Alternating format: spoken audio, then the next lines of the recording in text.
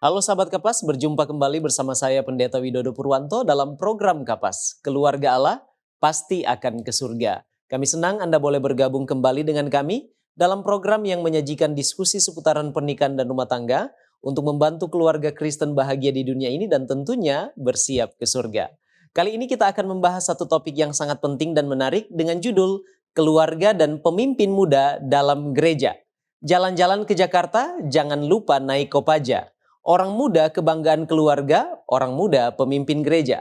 Lantas bagaimanakah orang muda dilatih untuk menjadi pemimpin muda dalam gereja? Temukan jawabannya sesaat lagi, tetap bersama kami dalam program Kapas. Keluarga Allah pasti akan ke surga.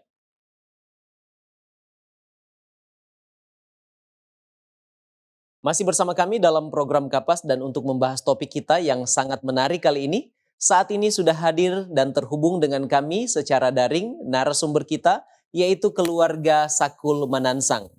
Bapak Roli Sakul SPD adalah seorang anggota gereja yang aktif dan setia. Bekerja sebagai aparatur sipil negara, beliau juga memiliki banyak pengalaman sebagai seorang ketua jemaat. Sedangkan Ibu Gladys Manansang SS saat ini bekerja sebagai seorang karyawan di sebuah perusahaan swasta di wilayah Papua. Kepada keluarga Sakul Manansang, Allah mengaruniakan seorang putra, Vincent William Joshua Eskom. Dan keluarga ini adalah keluarga yang berdedikasi dalam pelayanan kepada Tuhan, bersahabat, dan juga rendah hati. Baik, mari kita sapa narasumber kita. Shalom Bapak Roli Sakul dan Ibu Gladys Manansang. Apa bisa mendengarkan suara saya Pak dan Ibu? Jelas. Jelas ya. Apa kabarnya Bapak Sakul dan Ibu? Puji Tuhan. Puji Tuhan, baik-baik. Sehat ya? Ya, puji Sehat, Tuhan. puji Tuhan. Senang sekali kita boleh berjumpa dalam kesempatan kali ini dan terima kasih sudah bersedia menjadi narasumber untuk program Keluarga Allah Pasti Akan ke Surga Cornelius Media, walaupun saya percaya ada begitu banyak kesibukan yang lain. Baik, Bapak Sakul dan Ibu, untuk memulaikan diskusi kita, saya ajak untuk tunduk kepala dan kita awali dengan doa. Mari kita berdoa. Terpujilah namamu ya Tuhan Allah kami sebab Engkau baik. Engkau mempertemukan kami kembali saat ini di dalam program Keluarga Allah Pasti Akan ke Surga Cornelius Media. Kami berdoa ketika kami akan berdiskusi dengan narasumber kami, keluarga Sakul Manansang, Tuhan tuntun agar apa yang kami bicarakan boleh membekali dan menjadi berkat bagi keluarga-keluarga Kristen yang bergabung dengan kami saat ini untuk kami semua boleh berbahagia di dunia ini dan bersiap ke surga. Terpujilah Engkau Tuhan, dalam nama Yesus kami sudah berdoa. Amin. Baik, Bapak Sakul dan Ibu, topik diskusi kita saat ini adalah keluarga dan pemimpin muda dalam gereja. Nah, mengapa topik ini penting untuk didiskusikan? Dan kira-kira apa saja sasaran atau objektif dari diskusi dengan topik kita kali ini? Silakan Bapak Sakul dan Ibu. Baik, terima kasih Pendeta. Saya akan mulai dengan latar belakang. Gereja saat ini sedang menghadapi suatu keadaan di mana jumlah orang muda semakin menurun. Dan sudah sering dilaporkan bahwa orang-orang muda, mereka sedang meninggalkan gereja bukan karena masalah-masalah doktrin, melainkan masalah hubungan. Ada apa dengan hubungan ini? Kemudian latar belakang berikutnya, bahwa orang-orang muda ini, mereka menginginkan suatu posisi di dalam pengembangan doktrin atau perumusan-perumusan aturan dan kontribusi di dalam pelayanan. Dan secara umum, orang-orang muda juga ingin bahwa mereka harus diakui. Bukan hanya diakui, tetapi didengar, dihargai, dan dilibatkan di dalam pelayanan. Nah, melihat dari beberapa latar belakang tadi, ada beberapa tulisan dari pena inspirasi yang mengatakan orang muda itu sasaran khusus serangan setan. Dan hanya melalui tindakan kebaikan, sopanan, perasaan iba, kasih sayang, itulah yang akan menjadi penyelamat bagi mereka dari godaan atau pencobaan si jahat. Dan itulah sebabnya Bapak Ibu, sahabat-sahabat Kapas dimanapun berada, ada sasaran-sasaran penting dari diskusi kita saat ini. Yang pertama, penyelamatan orang muda. Karena kita mau selamatkan generasi yang kita mau ciptakan jadi pemimpin. Ya. Saya ibaratkan dengan istilah church as search and rescue. Yang kedua, harus ada tercipta perlindungan yang terstruktur pada orang muda. Jadi saya ibaratkan dengan kalimat church as a shelter. Yang ketiga, harus ada ketersediaan pendidikan dan pelatihan yang memadai sehingga orang muda ini bisa dipersiapkan untuk tugas-tugas penting. Sehingga saya ibaratkan dengan kalimat church as a training center. Kemudian yang keempat, berikan kepada mereka porsi yang tepat sebagai ajang di mana mereka magang. Mereka ingin tampil dalam pelayanan-pelayanan yang dipercayakan kepada mereka. Sehingga saya katakan church as internship center.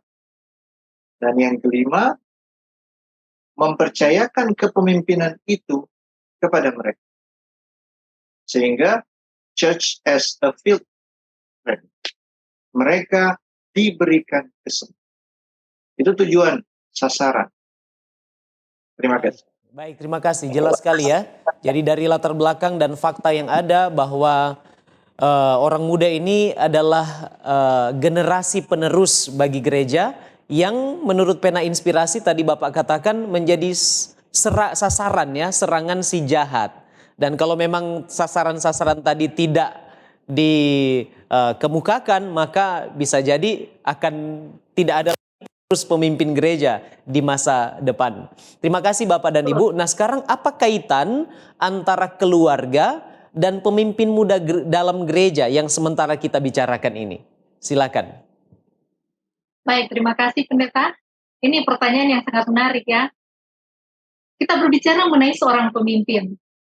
Nah, seorang pemimpin, dia bisa saja dibesarkan dalam sebuah keluarga dengan latar belakang yang berbeda. Entah itu keluarga yang percaya pada Tuhan atau tidak, entah itu keluarga yang lengkap, terdiri dari bapak dan ibu dan juga anak, atau tidak. Atau berasal dari panti asuhan yang merupakan keluarga baginya. Atau bahkan lingkungan manapun yang dia dibesarkan. Nah, berbicara tentang keluarga, keluarga ini memainkan suatu peranan yang sangat signifikan bagi perkembangan kepemimpinan seseorang. Apalagi jika keluarga atau lingkungan tersebut percaya pada Tuhan. Ini memberikan suatu dukungan atau dorongan yang sangat kuat bagi kepemimpinan sang anak muda ini di masa yang akan datang. Dan gereja merupakan sebuah keluarga besar Allah yang ada di sekitar mereka. Baik. Mungkin Bapak ada tambahan? Silakan. Jangan lupa bahwa disebut keluarga itu seringkali kita berbicara tentang hubungan darah. Tetapi peran yang ingin saya angkat pada pagi ini, pada saat ini maksud saya adalah kita sebagai keluarga besar gereja wajib mendukung setiap perkembangan orang. Jadi keluarga itu bukan hanya batasan pada hubungan darah, tapi keluarga juga batasannya itu lebih luas kepada mereka yang mendukung, memberikan support pada perkembangan. Luar biasa ya, konsepnya atau skopnya menjadi lebih besar. Keluarga ini bukan hanya sebatas hubungan darah, tetapi juga siapa saja yang berada di sekitar kita yang berperan mendukung kita, memberi support ya. Nah, sekarang saya coba menggali Bapak Sakul dan Ibu, apa sebenarnya peran dari seorang pemimpin muda dalam gereja? Dan kalau seandainya orang-orang muda kita, anak-anak kita mungkin di dalam rumah tangga kita terlibat di dalam kepemimpinan gereja, apa dampak positifnya? Silakan. Luar biasa. Jadi saya melihat pertanyaan ini sebagai suatu hal yang mengangkat orang muda sebagai sasaran pelatihan, pendidikan, asuhan yang diberikan oleh keluarga maupun gereja. Pertama, kalau pemimpin muda ini menjalankan perannya dengan tepat, dia menjadi role model bagi generasi di belakangnya. Generasi di belakangnya akan lihat, wah, gereja sudah memberikan kesempatan kepada dia untuk memimpin. Berarti nanti kami juga akan dihargai seperti dia. Yang berikutnya, peran pemimpin muda dalam gereja itu saya lihat dari sisi regenerasi atau estafet. Sebuah organisasi itu akan hancur jika tidak ada regenerasi. Pada saat peran pemimpin muda ini diangkat, itu berarti gereja sedang meneruskan kebenaran dan kepemimpinan itu kepada generasi selanjutnya. Dan itu penting, sebab jika dia sudah dipersiapkan, itu artinya setiap pribadi akan mendapat kesempatan dan mereka merasa mereka ada dihargai. Itu luar biasa. Baik, jadi menjadi role model dan juga meneruskan tongkat estafet kepemimpinan ya. Dan ini untuk masa depan gereja di kemudian hari. Nah, sekarang melihat perkembangan zaman Bapak Sakul dan Ibu, ada begitu banyak pengaruh dunia ya yang mungkin sulit bagi rumah tangga Kristen ataupun gereja untuk menarik perhatian mereka terlibat di dalam pelayanan. Kira-kira seperti apa tanggapan Bapak dan Ibu terhadap hal itu? Ya, kita melihat beberapa fakta yang terjadi pada banyak perkumpulan orang muda yang datang ke gereja. Pada waktu dibuatkan beberapa survei, bahkan kami dalam beberapa kesempatan juga ikut dalam survei itu, memang betul ada masa di mana orang muda merasa gereja itu membosankan. Ya, sehingga daya tarik gereja terhadap orang muda itu dikalahkan oleh daya tarik dunia dengan kreativitas yang ada di luar, ya, yang ditawarkan, sehingga mereka cenderung untuk tertarik kepada daya tarik yang ada datang dari. Itulah sebabnya kepemimpinan dalam gereja, liturgi, acara-acara harus kreatif dan sesuai dengan perkembangan dari anak-anak muda. Lihat usia perkembangan mereka sampai di mana. Apa yang bisa ditawarkan untuk menolong mereka mencintai gereja dan tetap mempertahankan kebenaran di dalam. Baik. Mungkin pertanyaan terakhir sedikit saya mau gali Bapak Sakul dan Ibu. Apa perbedaan antara orang muda gereja zaman dulu dan orang muda gereja zaman sekarang? Supaya kita tahu nih di mana gapnya antara orang muda zaman dulu yang mungkin terlihat aktif dengan orang muda zaman sekarang. Silakan. Baik, ini sangat menarik sekali ya Pendeta. Jadi kalau kita lihat orang muda di zaman saya, di zaman kita ini, Ya. memang kita lebih menurut. Kita lebih menurut dan mengikuti apa yang sudah diaturkan seperti itu. Tetapi kalau orang muda saat ini, generasi saat ini, mereka beda. Karena mereka memiliki sisi yang sangat kreatif. Jadi mereka menganggap bahwa orang muda yang dulu itu masih kolot. Seperti itu ya. Jadi mereka mau seperti tadi kata Bapak Sakul bahwa melihat zaman. Jadi pada saat kita menyesuaikan dengan zaman saat ini, itu akan membuat orang-orang muda mereka lebih tertarik untuk datang ke gereja. Jadi bukan hanya mereka tertarik saja datang ke gereja, bahkan dengan acara-acara yang disuguhkan di dalam gereja itu menarik, membuat mereka juga menarik teman-teman mereka. Apakah teman-teman yang ada di dalam komunitas mereka sudah jauh dari gereja, itu yang akan mereka tarik. Betul. Dan membuat mereka akan menjadi terang, dan bahkan ke depannya mereka akan menjadi seorang pemimpin yang handal. Mungkin itu dari saya, Pendeta. Amin, amin. Baik. Izin tambahkan kalau boleh, Pendeta. Ya, silakan. Kita tahu sekarang bahwa kehidupan orang muda sekarang itu identik dengan pengguna internet. Itu tidak bisa disangkal. Itulah letak pembeda yang sangat signifikan dengan generasi-generasi sebelumnya. Betul. Mereka bisa mencari segala sesuatu melalui internet. Dulu tidak seperti itu. Apa artinya? Itu artinya gereja juga harus membuka mata dan melihat setiap peluang yang bisa menolong mereka menggunakan fasilitas yang sekarang tersedia dengan begitu lengkapnya dan menolong mereka untuk menggunakannya di jalur yang tepat. Sebab kalau tidak ada bimbingan dari gereja, tidak ada bimbingan dari orang-orang yang lebih berpengalaman, ketakutan terbesar orang-orang tua adalah anak-anak ini yang suka mencari tahu segala sesuatu dan mereka dapatkan itu tanpa bimbingan. Sekarang kan internet terbuka. Itu punya potensi bahaya yang luar biasa. Oleh sebabnya, generasi sekarang kita harus lebih peduli, lebih care, lebih melihat dengan jeli apa yang mereka butuhkan dan apa yang harus saya buat untuk mereka. Itulah yang terpenting. Wah, baik. Luar biasa ya pandangan dari Bapak Sakul dan Ibu ini dan perhatian kepada orang-orang muda. Dan saya percaya Bapak Sakul dan Ibu waktu masih muda dulu punya semangat di dalam terlibat dalam pelayanan dan juga menjadi pemimpin muda dalam gereja ya.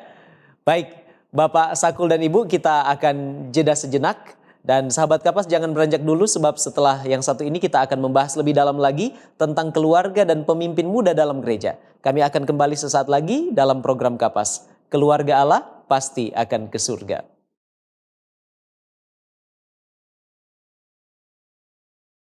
Masih bersama kami dalam program Kapas dan kita akan lanjutkan pembahasan kita tentang keluarga dan pemimpin muda dalam gereja.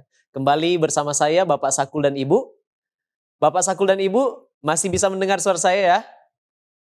Jelas, Pendeta. Ya, menarik sekali pembahasan kita. Nah, apa saja peran orang tua sekarang ini dan keluarga tentunya ya dalam menciptakan pemimpin-pemimpin muda dalam gereja? Silakan, Bapak Sakul dan Ibu. Baik, terima kasih, Pendeta. Saya ingin mengambil beberapa ayat di mana firman Tuhan mengatakan di dalam Amsal pasal 22 ayat 6. Di situ Raja Salomo menuliskan demikian. Didiklah orang muda. Jadi orang muda ini kita garis bawah ya. Didiklah orang muda menurut jalan yang patut baginya. Maka pada masa tuanya pun ia tidak akan menyimpang daripada jalan itu. Kemudian seorang nabi besar, yaitu Nabi Musa, menuliskan di dalam Ulangan pasal 6 ayat 7, di sana dikatakan seperti ini. Haruslah engkau mengajarkan berulang-ulang kepada anak-anakmu. Jadi mengajar itu atau memberitahukan kepada orang-orang muda atau kepada anak-anak kita secara berulang-ulang. Jangan berhenti atau satu kali saja. Lebih lanjut, dikatakan bahwa membicarakannya apabila engkau dalam rumah, apabila engkau sedang dalam perjalanan, apabila engkau sedang berbaring, dan apabila engkau bangun. Jadi memang ini secara kontinu diingatkan kepada orang-orang muda. Kemudian Markus pasal 10 ayat 14, di sana dikatakan juga begini. Ketika Yesus melihat hal itu, jadi ini peristiwa pada saat beberapa orang tua membawa anak-anak mereka datang kepada Yesus. Dan setelah murid-murid melihat hal itu, mereka mencoba untuk menghalang-halangi atau melarang untuk mendekati Yesus. Tetapi mari kita lihat apa yang Yesus sampaikan di sini. Biarlah anak-anak itu datang kepadaku, jangan menghalang-halangi mereka. Sebab orang-orang yang seperti itulah yang mempunyai kerajaan surga.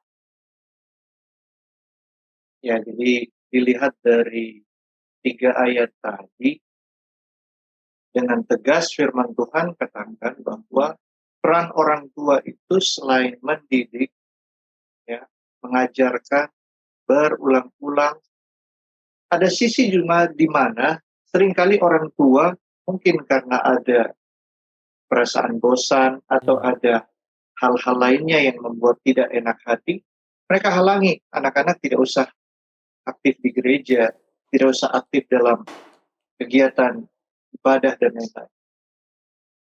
Tuhan kita katakan jangan halang-halang. Orang tua seringkali mungkin tanpa mereka sadari menjadi penghalang, mungkin penghalang tidak aktif, tapi penghalang pasif. Anak-anak itu terlibat dalam pelayanan di gereja. Nah, itulah sebabnya kami angkat ayat ini. Orang tua, kalian jangan jadi penghalang. Seperti Baik, luar biasa sekali. Jelas ya, peran orang tua, keluarga di dalam menciptakan pemimpin-pemimpin muda gereja, khususnya tentunya anak-anak mereka ya, anak-anak muda yang ada di dalam gereja. Terima kasih Bapak Sakul dan Ibu. Nah sekarang apa seharusnya yang menjadi peran gereja dalam mengedukasi setiap rumah tangga untuk menciptakan pemimpin-pemimpin di masa yang akan datang? Jadi mungkin banyak keluarga yang lalai oleh karena gereja ini kurang aktif di dalam mengedukasi. Kira-kira apa peran gereja dalam mengedukasi rumah tangga di dalam gereja? Silakan Bapak Sakul dan Ibu. baik, terima kasih banyak. Ini suatu pertanyaan yang memang pada satu sisi bisa menjadi sebuah koreksi yang tidak menyenangkan bagi beberapa gereja. Tetapi kita mesti ingat bahwa pada waktu Yesus menginisiasi sebuah gereja dan memberikan perintah agar gereja itu dibentuk, Dia memberikan perintah untuk menjaga domba-domba.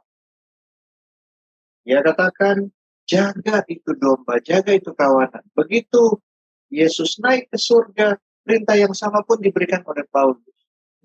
Gereja harus menjadi pusat pelatihan, pusat penginjilan, tempat perlindungan bagi generasi muda yang mungkin karena pengalaman yang kurang, tidak mengerti tentang pahit manisnya kehidupan ini, dalam mereka mencari identitas diri mereka melakukan kesalahan. Gereja seakan-akan bukan menjadi tembok perlindungan, tapi gereja menjadi tempat yang menakutkan untuk dikunjungi. Gereja harus bisa mengedukasi setiap keluarga. Dengan cara apa? Gereja harus menjadi penyedia sumber daya. Gereja harus menjadi tempat semua orang dididik, dilatih.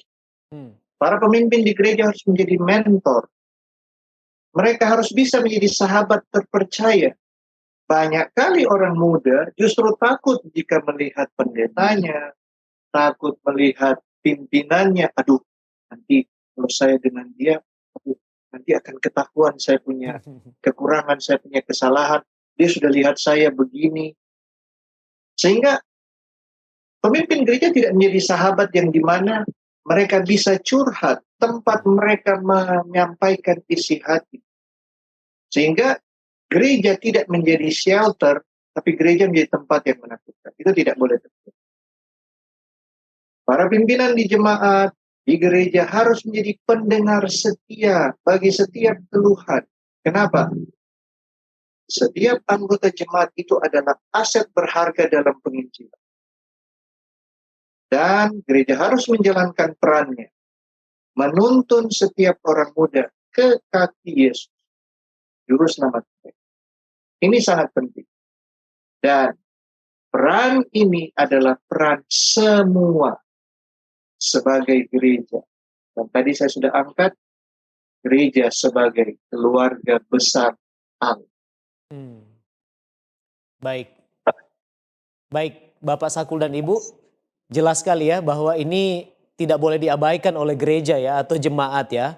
Harus memberi perhatian khusus bagi orang-orang muda kita. Dan saya setuju sekali bahwa seringkali orang muda menganggap para pemimpin gereja atau orang-orang tua di dalam gereja ini mereka malu atau takut, bahkan untuk ketemu saja mereka sungkan. Ya. Nah sekarang bagaimana cara Bapak Sakul dan Ibu untuk boleh membangkitkan minat orang-orang muda yang mungkin cenderung ini ya pemalu atau introvert supaya mereka boleh muncul ke atas menjadi pemimpin. Karena melatih pemimpin ini cukup sulit kalau menurut saya, kacamata saya. Bagaimana menurut Bapak Sakul dan Ibu? Ya, saya senang dengan pertanyaan ini karena akan membawa kita pada bagaimana kita mengerti orang muda. Ya. Sama seperti seseorang kalau mau memperbaiki sebuah peralatan, dia harus tahu dulu spesifikasi peralatan itu apa, ya. Terus dia punya cara, langkah, metode untuk memperbaiki atau mempersiapkan segala sesuatu. Itu penting. Pada beberapa kesempatan itu disebut SOP. Tapi untuk orang-orang muda jangan lupa bahwa menghadapi orang muda, tadi kan kita sudah bahas bahwa mereka hidup di zaman yang berbeda dari kita dahulu. Betul. Banyak kali orang tua membawa pengalaman dulu ke kehidupan real mereka sekarang yang mereka anggap tuh nggak cocok. Itu kan zamannya kalian, zaman kita sekarang beda. Jadi mari mengerti lebih dahulu siapa orang muda sekarang, latar belakangnya, ya, kemampuan, bakat, talenta yang Tuhan berikan kepadanya, dan lihatlah mereka bukan sebagai musuh atau bukan sebagai orang muda yang membuat kesalahan, orang muda yang membuat onar di gereja, atau orang muda yang sudah terjerumus dalam semua permasalahan mereka. Lihatlah dia sebagai ahli waris kerajaan sorga yang Yesus sudah mati bagi dia. Ya, kita memahami dia. Dan tentu saja jangan lupa berdoa, meminta Amin. tuntunan Tuhan. Didik seperti yang Tuhan kehendaki. Jelaskan kepada mereka tujuan kenapa saya mau buat ini pada Anda. Karena kami mengasihi Anda. Anda adalah aset gereja. Anda penting untuk gereja. Jika dia ada sesuatu yang harus dilatih, lihat apa sih kemampuannya yang membuat dia berbeda dari yang lain. Betul. Angkat semua potensinya. Angkat semua bakat kemampuannya. Biarkan dia merasa dihargai. Salurkan kemampuannya. Jika dia buat kesalahan, jangan hakimi dia. Banyak kali orang tidak bisa menerima pada saat orang lain berbuat kesalahan. Apalagi kalau orang tipe, mungkin ya saya bilang perfeksionis. Oh, tidak boleh buat kesalahan. Tidak bisa seperti ini. Bahkan biarkan mereka belajar dari kesalahan. Berikan mereka kunci pelayanan. Banyak kali para pimpinan tidak mempercayakan sepenuhnya karena mereka tidak percaya. Berikan kunci pelayanan kepada mereka, jadilah pendamping. Terus sokong mereka dalam pelayanan. Berlutut bersama dengan mereka, dengar curhatan mereka, dan doakan. Baik, luar biasa ya. Terima kasih Bapak Sakul dan Ibu. Nah sekarang saya datang kepada tips untuk orang tua dan gereja bisa melatih orang muda menjadi pemimpin muda dalam gereja. Mungkin Bapak bersama dengan Ibu bisa memberikan langkah-langkahnya seperti apa sih supaya orang tua dan gereja bisa melatih orang muda menjadi pemimpin gereja di masa yang akan datang. Silakan. Baik, terima kasih pendeta. Jadi di sini ada sesuatu yang saya ingin sampaikan di sini bahwa simple Christ servant leadership itu bagaimana? Jadi saat saya melakukan I do, they watch. Jadi pada saat saya ini atau orang tua ini sebagai cerminan atau sebagai contoh dari orang muda. Jadi pada saat saya melakukan sesuatu hal yang benar atau orang tua melakukan sesuatu yang benar, maka anak-anak muda ini mereka melihat dan mereka mencontoh. Kemudian saat saya melakukan sesuatu, mungkin saya menolong seseorang atau keluarga ini senang menolong. Maka orang-orang muda yang ada di dalam gereja ataupun di dalam rumah tersebut, mereka juga akan terikut. Mereka pun ikut menolong orang-orang di sekitar mereka. Kemudian pada saat mereka memperhatikan apapun yang kita kerjakan, baik dalam pelayanan, baik dalam berikan nasihat atau menjangkau teman-teman mereka, mereka pun akan melakukan seperti itu. Begitu ya, Pak. Ya, secara singkatnya saya ingin lihat dari apa yang Yesus tinggalkan pada kita pada waktu dia mendidik selama 3,5 tahun murid-muridnya.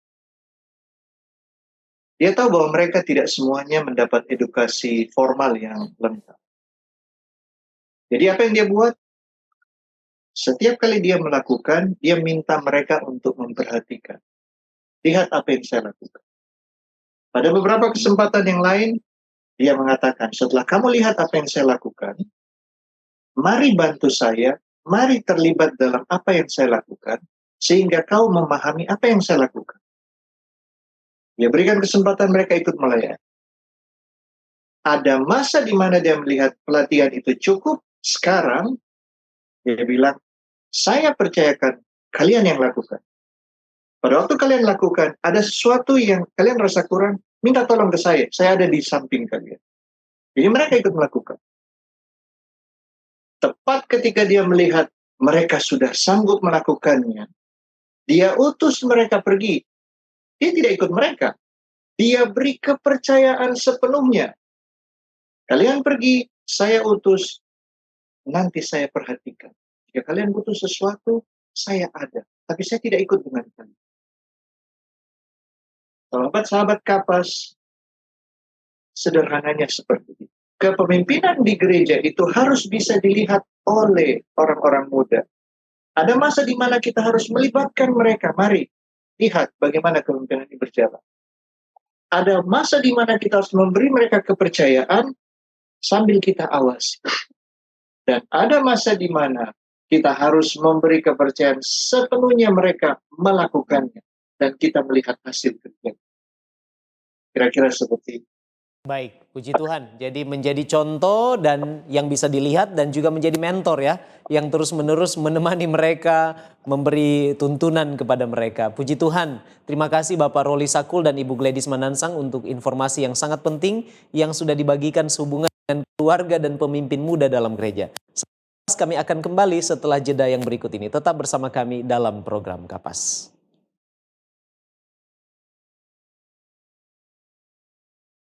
Masih bersama kami dalam program Kapas dan tidak terasa kita sudah tiba di segmen terakhir dari diskusi kita yang sangat menarik kali ini ya. Bersama dengan Bapak Sakul dan Ibu.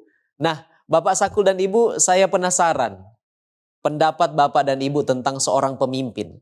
Apakah seorang pemimpin itu dilahirkan atau diciptakan? Bagaimana pendapat Bapak dan Ibu Sakul? Silakan. Baik, terima kasih. Jadi,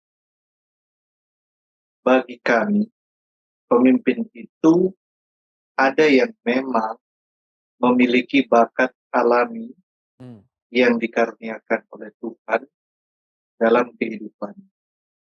Jadi dengan polesan sedikit dari lingkungan, orang tua, komunitas tempat dia beraktivitas, tanpa mendapat pendidikan formal, dia menjadi pemimpin yang luar biasa. Dan kita tahu ada begitu banyak pemimpin yang seperti itu.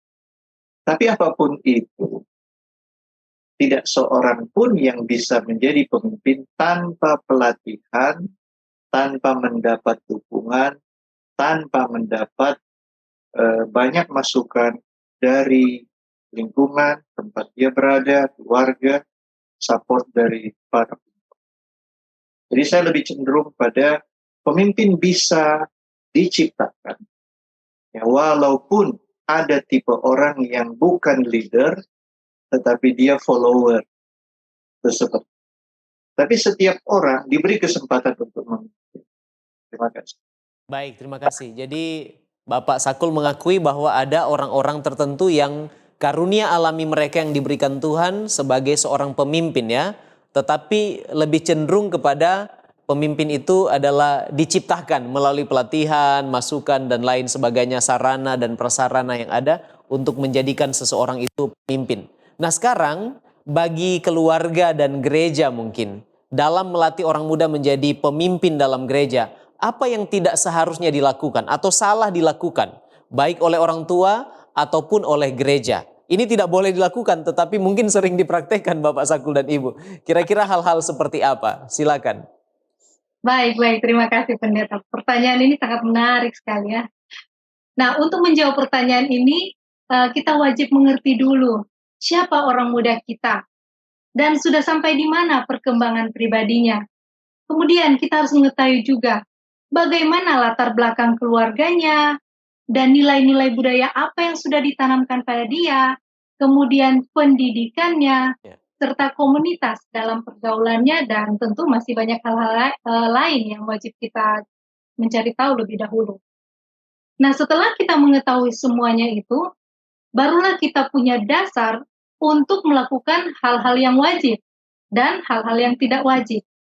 Contoh, meskipun kelompok usia ini berjuang untuk identitas pribadi mereka, tetapi mereka sering mengikuti kelompok atau teman sebaya mereka, sehingga mereka sering terpengaruh. Betul. Terpengaruh dalam hal apa? Pendapat teman-temannya atau pendapat umum yang sedang populer saat itu. Nah, jadi dalam hal ini kita tidak boleh menghakimi mereka. Tidak boleh menghakimi pendapat mereka, langsung kita bilang, "Oh, ini salah." Tidak boleh. Tapi marilah kita menjadi seorang mentor yang akan membimbing mereka ke mana seharusnya mereka diarahkan. Nah, pada saat mereka berbuat kesalahan, biarlah kita menjadi pribadi yang mau mengampuni. Mungkin itu tadi sudah diangkat ya. Dan biarlah kita membiarkan mereka untuk belajar dari kesalahan yang sudah mereka perbuat. Seperti itu. Mungkin dari Pak Sakul ada tambahan. Ya, Silakan. contoh keduanya itu yang tidak boleh kita lakukan. Contoh ya, orang muda itu kan polos. Pada waktu mereka mengetahui kebenaran, mereka katakan A itu A. Mereka bisa melihat ketidaktulusan dari pemimpin di gereja, inkonsistensi atau kemunafikan, ya. Mereka cenderung sensitif dalam hal itu.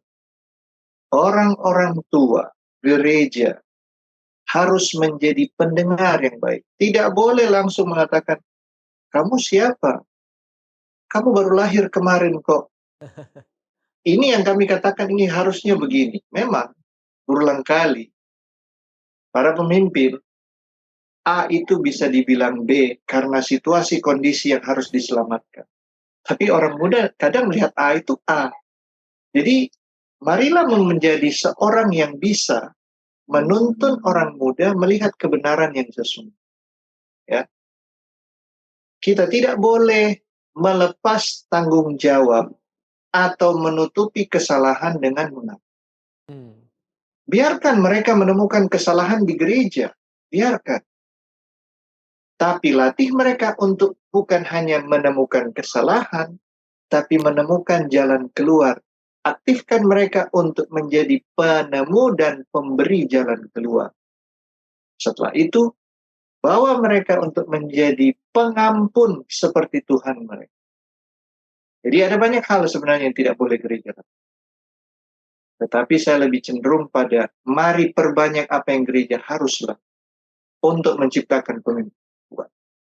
Baik, terima kasih Bapak Sakul dan Ibu. Yang saya tangkap tadi tidak boleh menghakimi dan pemimpin dalam gereja atau mungkin orang tua ya, dalam skop yang lebih kecil harus genuine.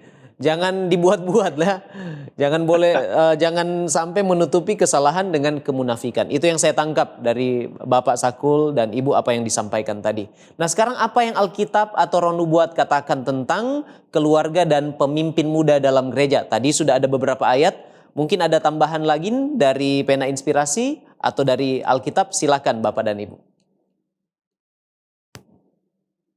Baik, saya ingin menambahkan apa yang dikatakan oleh Pena Inspirasi dalam salah satu bukunya, yaitu buku pendidikan. Di sana mengatakan seperti ini. Kebutuhan terbesar dunia adalah kebutuhan akan pria dan wanita yang tidak dapat diperjualbelikan. Wah, keras sekali ya ini pernyataannya. Lebih lanjut lagi dikatakan seperti ini. Yang di dalam jiwa mereka, jiwa yang terdalam, itu ada yang benar dan jujur. Kemudian, ini yang lebih lanjut lagi dikatakan, dan mereka tidak takut untuk menyebut dosa itu dengan dosa, dengan nama yang sebenarnya. Dan hati nurani mereka benar. benar seperti jarum kompas. Dan yang terakhir dikatakan, mereka akan berdiri teguh untuk hal yang benar meskipun langit runtuh. Amin. Ya, saya ingin tambahkan tulisan dari Pena Inspirasi dalam buku Membina Keluarga Bahagia 107 dikatakan seperti ini. Andaikan orang-orang muda dan anak-anak suka menyerahkan hati mereka kepada Kristus, yang mana pasti kita ketahui mereka bisa serahkan hati pada Kristus kalau mereka dilatih untuk melakukannya. Lanjutannya katakan, mereka akan menjadi suatu pasukan yang besar, pemimpin-pemimpin muda, yang dapat dikerahkan untuk menarik orang-orang lain kepada kebenaran.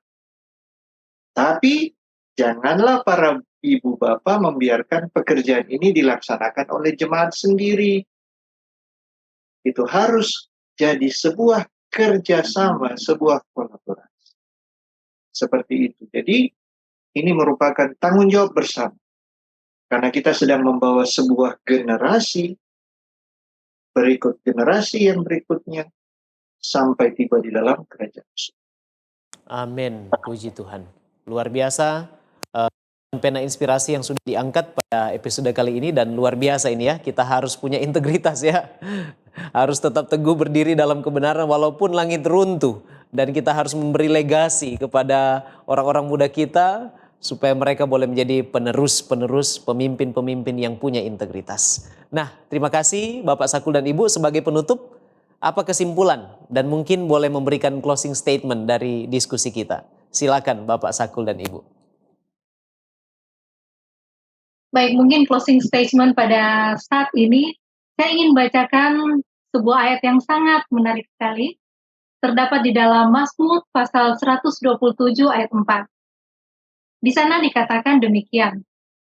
Seperti anak-anak panah di tangan pahlawan, demikianlah anak-anak pada masa muda mereka.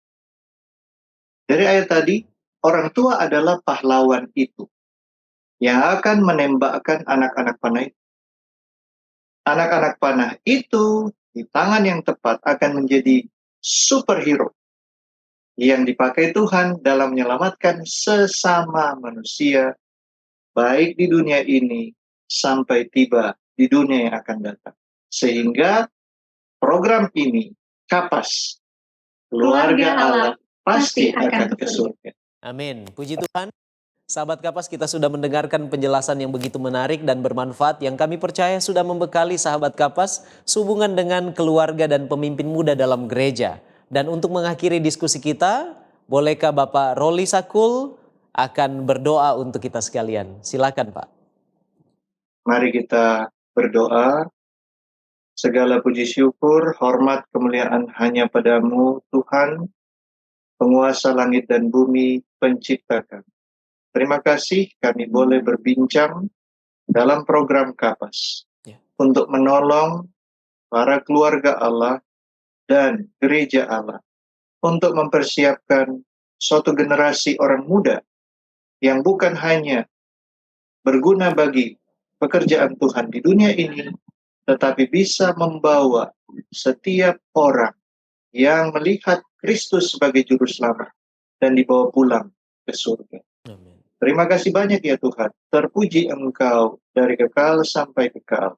Berkatilah setiap keluarga-keluarga Allah yang mendengarkan program ini, sehingga kami semua boleh bergandengan tangan dibawa pulang ke sorga pada saat Engkau datang. Dalam nama Yesus. Amin. Amin. Sekali lagi terima kasih Bapak Roli Sakul SPD dan Ibu Gladys Sakul Manansang SS yang sudah menjadi narasumber yang menginspirasi kita semua. Doa kami kiranya Tuhan akan selalu memberkati Bapak dan Ibu bersama dengan keluarga dalam kehidupan, tugas, serta pelayanan di mana saja Tuhan utus untuk pergi dan berada. Dan terima kasih juga untuk semua sahabat Hope Channel Indonesia yang sudah bergabung dengan kami dalam program Kapas. Dengan demikian berakhirlah sudah kebersamaan kita, dan kalau sahabat Kapas merasa diberkati, jangan lupa subscribe, like, dan share channel YouTube Cornelius Media, dan jangan lupa bergabung kembali dengan kami dalam program yang sama pada episode selanjutnya. Serta kami mengucapkan terima kasih atas kesetiaan Anda bergabung dengan kami Cornelius Media. Jangan lupa untuk terus ikuti program menarik lain dari kami dan pastinya Anda akan diberkati. Menjadi sahabat Kapas, kita belajar bersama, kita bertumbuh bersama, kita bahagia bersama dan bersiap ke surga bersama sebab keluarga Allah pasti akan ke surga. Saya Pendeta Widodo Purwanto bersama narasumber kita, keluarga Sakul Manansang. Sampai jumpa lagi dan salam Kapas.